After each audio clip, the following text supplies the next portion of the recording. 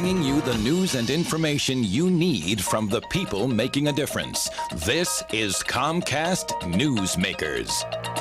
Kids in school, let's talk about how young it should be. Pre-K, should that be something universal across the board? Hello, everyone, and thank you for joining us. I'm Joe Bisicchia. This is Comcast Newsmakers. He is John Shore, the president of New Jersey Policy Perspective.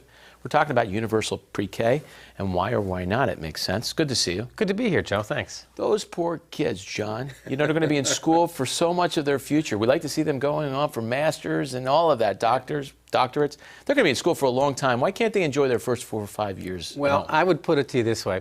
If I told you that we had an investment opportunity that would outperform the stock market, that would save the government money, that would reduce crime, that would increase people's earnings, you'd probably say that belongs like at 3 o'clock in the morning on an ad for knives or something.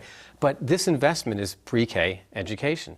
You know, if we sent 3 and 4 year olds to pre-K education, if their parents wanted them to go, this state and this country would just have an investment that would pay huge dividends. All right, well, let's be clear here. He is John Shore, liberal think tank with a policy perspective, but you are here armed with a study. That's right. Okay, it's not a study you did. That's right. We helped to disseminate it in New Jersey, but an economist named Robert Lynch out of Washington did a study called Enriching Children, Enriching the Nation.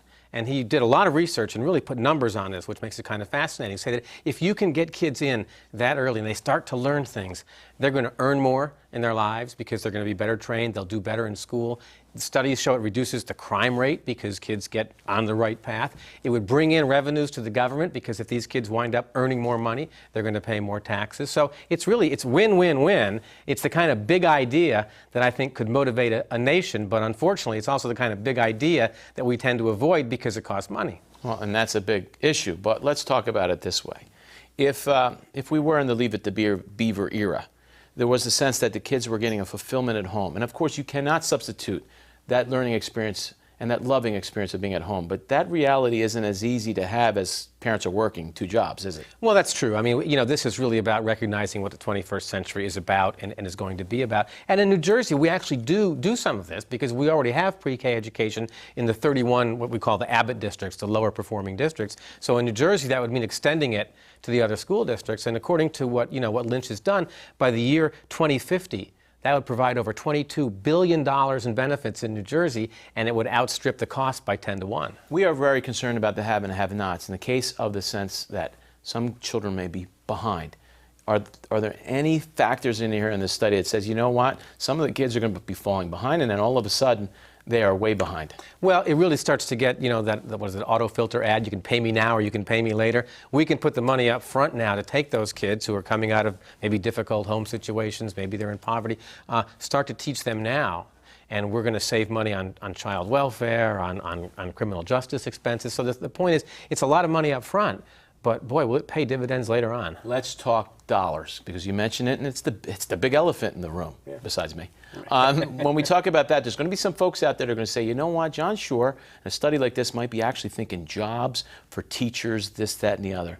Set us straight. What do you really think? Is it really about an industry, or is it about why that industry should be there? Well, the report is really about the kids. It's really about what the kids need. Sure, there'd be an industry around them, but what's wrong with teaching people how to be preschool teachers? It's a pretty good line of work. I think it's a better line of work in the long run than, say, prison guards. So again, it's really what do you want people to be doing that's best for society? And this is the kind of thing that I said could really move the nation ahead. We're falling behind among the world. We don't train our kids as well as other countries, and our kids are falling behind in this country. This pre-K, because we talked about how parents are working, this is not a sense that let's make the most of the time there. It's not like a daycare. That's right. That's a good point. What are you suggesting? That's a good point. This is really, school. This is really, to what kids at that age can handle. But this is not just sort of babysitting. This is really qualified teachers, trained teachers, well-paid teachers, hopefully, getting these kids on the path to reading and writing and arithmetic and all the things they'll need later on. Always good to see you, John. Pleasure. He is John Shore. He's the president of the New Jersey Policy Perspective. That's a liberal think tank here in the great Garden State. I'm Joe Bisicchia for Comcast Newsmakers. And of course, you can check us out on the web, cna.tv.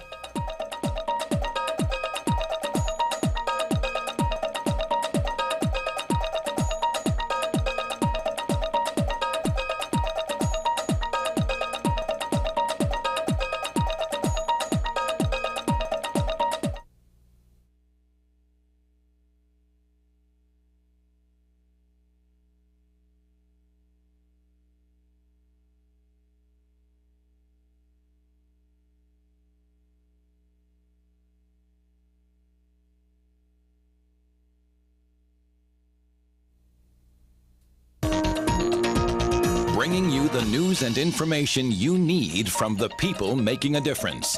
This is Comcast Newsmakers. Minimum wage, of course, the bottom line is you work those 8 hours. What do you have to show for it? Of course, this is the land of opportunity.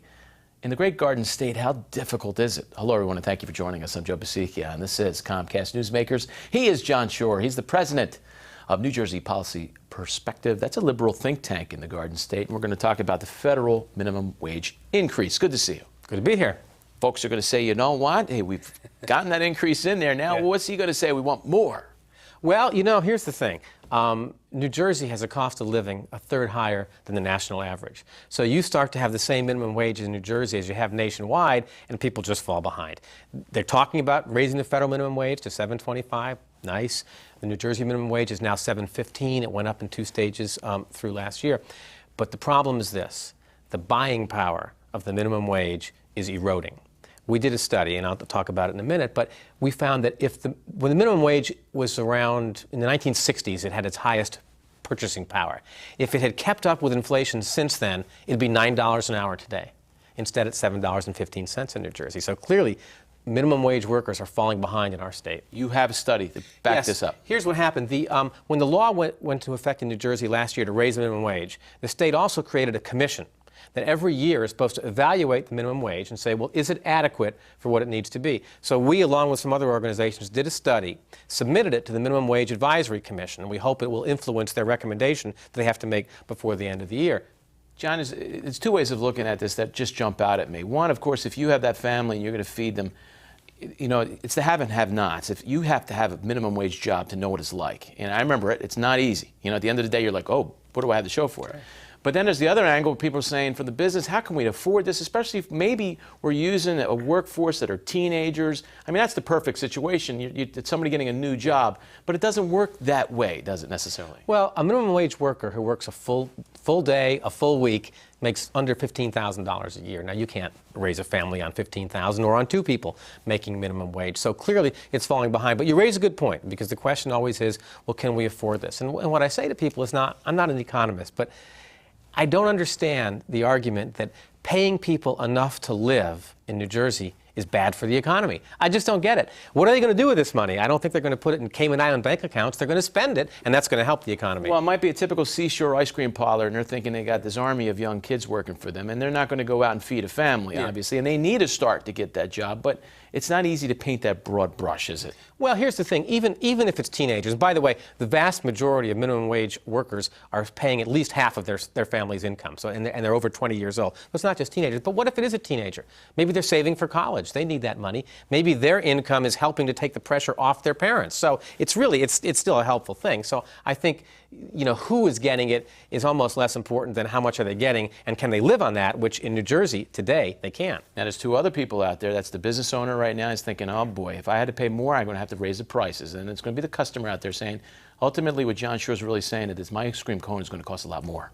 A little more. That's what the studies have shown, that if you have to increase costs to pay people more, and you spread that across your entire customer base, it's not even noticeable. So that's what studies have found, and I think that's true. And the minimum wage increase in New Jersey over the last couple of years has not brought outcries from businesses that they can't afford it. Does it become a snowball, because then all of a sudden prices go up, and those people that have trying to get more money are actually going to have to go pay more for their slice of bread? I think a lot of people would rather live in an economy where prices are a little higher, but they can afford those prices, than an economy today where they're still high, but they can't afford to buy them. Let's educate everybody with our final moments here, because it is in effect. The minimum wage has gone up. Where do we stand in New Jersey? In New Jersey, we're $7.15 an hour, and our proposal is that we should raise it to at least $8.50 an hour. And more importantly, I think we should raise it every year. We want an automatic cost of living adjustment so it doesn't fall behind. Because, as you say, you have statistics that show back in the 60s you had more buying power. That's right. People who work for low wages shouldn't have to wait till politicians get around every now and then. It'll be automatic every year. Always good to see you, John. Thank you. Opens it up for great debate. It's great to have him here. John Shore, the president of the New Jersey Policy Perspective. That's a liberal think tank here in the Garden State. I'm Joe Bisicchia for Comcast Newsmakers. For more information, you can check us out on the web, cn8.tv.